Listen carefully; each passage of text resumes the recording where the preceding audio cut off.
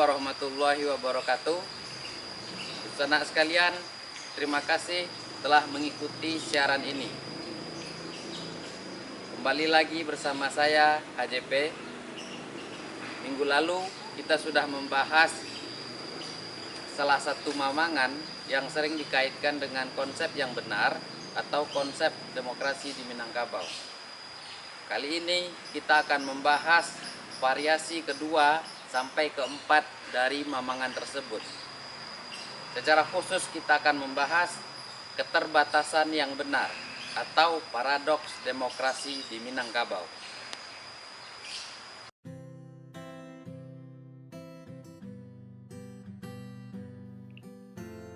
Sebelum membahas perbedaan mendasar di setiap varian, alangkah baiknya kita terlebih dahulu melihat persamaan umumnya. Yang jelas, semua varian mamangan ini masih mengandung formula hierarki, meskipun dengan posisi subjek yang berubah. Yang tetap dan yang tidak bergeser adalah hierarki dari kemenakan ke mama, dan dari mama ke penghulu, sebagaimana terlihat di layar pada tulisan yang diberi warna ungu. Selain yang itu, semuanya bergeser, bahkan ada yang hilang, dan ada juga yang muncul. Muncul hanya dalam satu varian, tapi tidak muncul di varian lain. Di variasi ke-1 muncul frasa Bana Badiri Sandiri. Di variasi kedua muncul yang mungkin. 4 varian mamangan ini dengan posisi hierarki yang berbeda satu sama lain menandakan berbagai perbedaan mendasar, sekaligus menandai yang paradoks dalam sesuatu yang disebut sebagai demokrasi Minangkabau. Untuk mempermudah melihat perubahannya dan pergeseran subjeknya, saya memberikan warna yang berbeda untuk setiap subjek, sebagaimana terlihat di layar. Sekarang, mari kita mulai dari variasi mamangan yang pertama.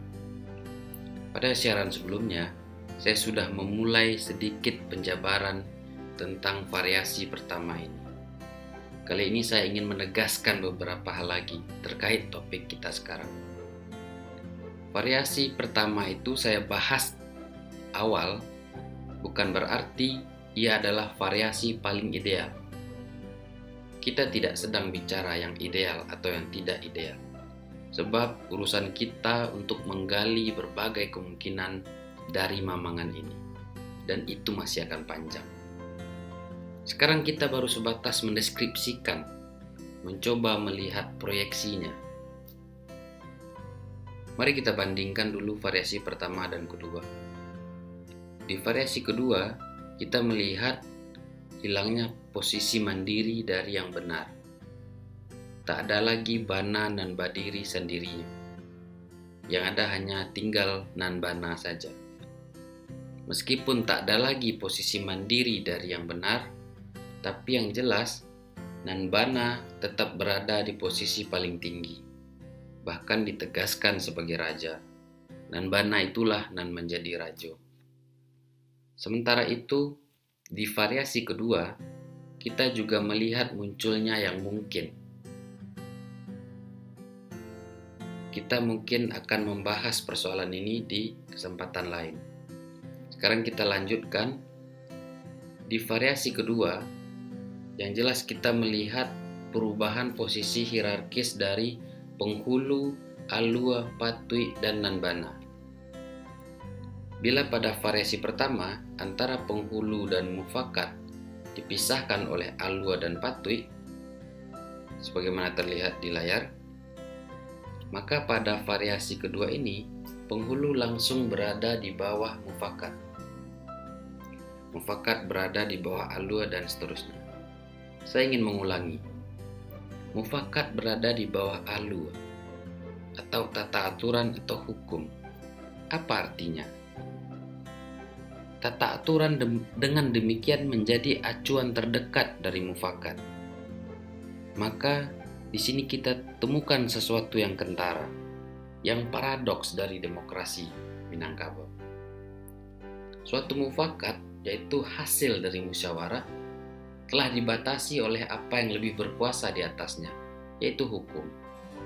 Suatu musyawarah dengan demikian hanya mempunyai tujuan pragmatis, yaitu untuk memproyeksikan apa yang diinginkan hukum.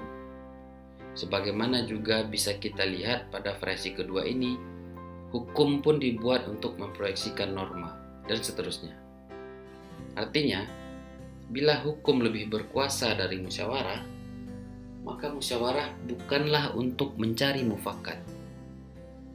Atau seperti variasi ke-1 di mana musyawarah bertujuan untuk mencapai yang benar, di variasi kedua, musyawarah hanya untuk memastikan keberlangsungan hukum. Musyawarah seakan kehilangan aspek yang tak terduga dari dirinya, bahkan kehilangan potensi emansipasinya. Musyawarah tidak lagi sebagai pintu terbuka. Musyawarah bukan lagi sebagai musyawarah, melainkan persidangan. Namun begitu, bagaimana bila hukum justru mempunyai mekanisme untuk memperbaiki dirinya melalui musyawarah? Nah, apakah ada potensi ini dalam mamangan kedua ini? Nah, persoalannya, kalau hukum mempunyai mekanisme untuk memperbaiki dirinya melalui musyawarah, artinya musyawarah tidak berada di bawah hukum, melainkan tegak setara dengan hukum. Karena hanya kesetaraan posisilah yang memungkinkan untuk terjadinya hubungan saling koreksi.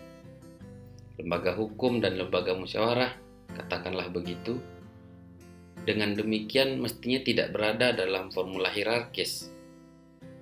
Kalau hubungan saling koreksi itu ada. Nah, persoalannya, sebagaimana dalam mamangan kedua ini, jelas-jelas formulanya hierarkis. Dan hubungan hierarkis itu ditegaskan dengan istilah barajo. Demikianlah yang paradoks dari variasi kedua. Ini kita beralih ke variasi ketiga. Formula di variasi ini lebih sederhana, namun sekaligus tidak kehilangan dimensi paradoksnya. Pada variasi ini kita melihat lenyapnya posisi yang benar sebagai puncak tertinggi kekuasaan. Pada variasi sebelumnya, yaitu yang kedua, sekalipun hukum lebih tinggi dari musyawarah, yang paling tinggi dari hukum adalah yang benar. Yang benar tetap berada paling tinggi. Nah, di variasi ketiga ini, justru yang benar berada di bawah hukum. Hukum benar-benar menjadi penguasa tertinggi. Hukum menentukan sekaligus memberi batasan pada apa yang disebut benar. Dengan kata lain, sesuatu disebut benar bila sepadan dengan hukum. Selain itu, dalam variasi ketiga ini, bila kita bicara soal mufakat, dalam struktur mamangan ini, mufakat kembali berdekatan dengan yang benar. Suatu musyawarah dengan demikian adalah untuk mencapai yang benar. Ini sedikit mirip dengan variasi pertama. Tapi persoalannya, yang benar di sini tidak berdiri sendiri. Sebagaimana dikatakan tadi, apa yang disebut sebagai yang benar telah dibatasi oleh hukum dan norma. Ini sisi paradoks yang lain dari mamangan versi ketiga. Kini kita beralih ke variasi keempat. Jelas lebih sederhana, tapi sekaligus tak kalah kompleks.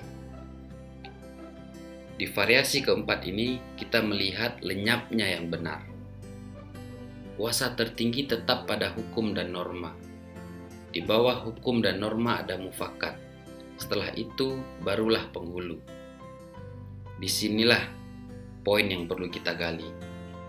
Dalam formula yang sederhana ini, penghulu dan hukum serta norma dipisahkan oleh musyawarah.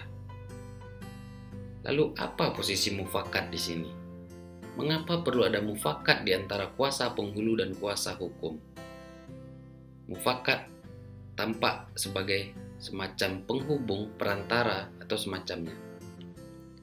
Disinilah kita melihat bahwa tampaknya ada usaha agar kuasa penghulu tidak terlalu dekat dengan kuasa tertinggi, yaitu kuasa hukum.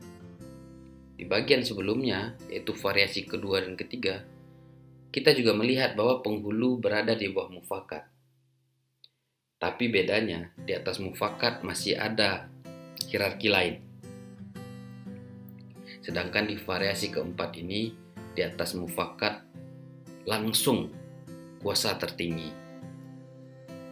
Dalam konteks itulah tampaknya ada pertimbangan agar penghulu tidak terlalu dekat dengan kuasa tertinggi. Dan caranya dengan memberi musyawarah di tengah-tengahnya. Dalam konteks inilah musyawarah lebih tampak sebagai lembaga kontrol agar penghulu tidak bertindak sebagai pemegang kuasa tertinggi.